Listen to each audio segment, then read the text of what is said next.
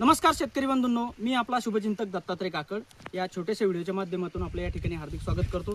शेतकरी बंधूंनो, सध्या महाराष्ट्रामध्ये रबी 2025 या सीझनमध्ये भरपूर शेतकरी मका पिकाची लागवड आपल्या शेतामध्ये करत आहे। तर आज आपल्याला कावेरी सीड्स कंपनीचे एक क्रांतिकारी मकावान KMH 8333 या वाणाबद्दल मी आपल्याला थोडक्यात या व्हिडिओच्या माध्यमातून माहिती सांगणार आहे। 8333 मकावानाचे काय मुख्य गुणधर्म आहेत, याची उत्पादन क्षमता काय आहे आणि आपण हे 8333 मकावान का लागवड केलं पाहिजे, याच्यापासून आपल्याला काय फायदा मिळणार आहे, तर हे आपल्याला मी थोडक्यात सांगणार आहे। तर सध्या आपण बघू शकता की माझ्या हातामध्ये KMH 8333 मकावानाचं कणीस आहे।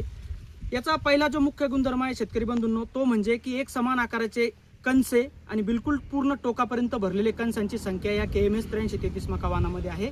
ज्याचा जो आपल्याला फायदा होणार आहे तो म्हणजे की प्रति एकर 10 ते 20% उत्पन्न आपलं त्या ठिकाणी वाढणार आहे। दुसरा जो मुख्य याचा फायदा आहे तो म्हणजे की KMH 8333 वाणाची जी बिट्टी आहे कणीसमधील, ती एकदम बारीक आहे। बारीक बिट्टी असल्या कारणामुळे शेतकरी बंधूंनो, या वाणामध्ये दाण्याची जी टक्केवारी आहे ती खूप जास्त आहे। दाण्याची टक्केवारी जास्त असल्यामुळे आपल्याला नक्कीच उत्पन्नामध्ये त्या ठिकाणी वाढ दिसायला मिळते।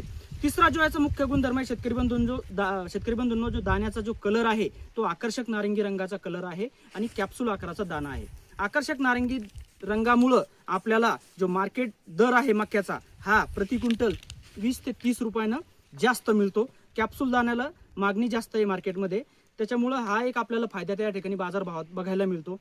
चौथा जो याचा गुणधर्म आहे शेतकरी बंधूंनो, की जो चारा क्वालिटी आहे, ह्या KMH 8333 जी चारा क्वालिटी आहे ती एकदम उत्तम आहे। आज आपल्या महाराष्ट्रामध्ये प्रत्येक शेतकरी बंधूंकडे गुरंढोरांचं संख्या आहे।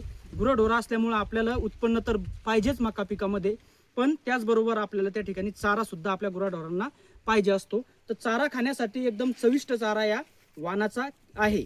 त्यानंतर कावेरी सीड्स कंपनीची अशी खासियत आहे शेतकरी मित्रांनो, की यांचे जे सगळेच उत्पादन आहेत, जसं की मका आहे, गहू आहे, बाजरी आहे, कापूस आहे, हे सर्वच उत्पादने यांचे एक से बढ़कर एक आहेत त्या ठिकाणी आणि चांगलं उत्पन्न देणारे त्या ठिकाणी यांचे उत्पादने आहेत।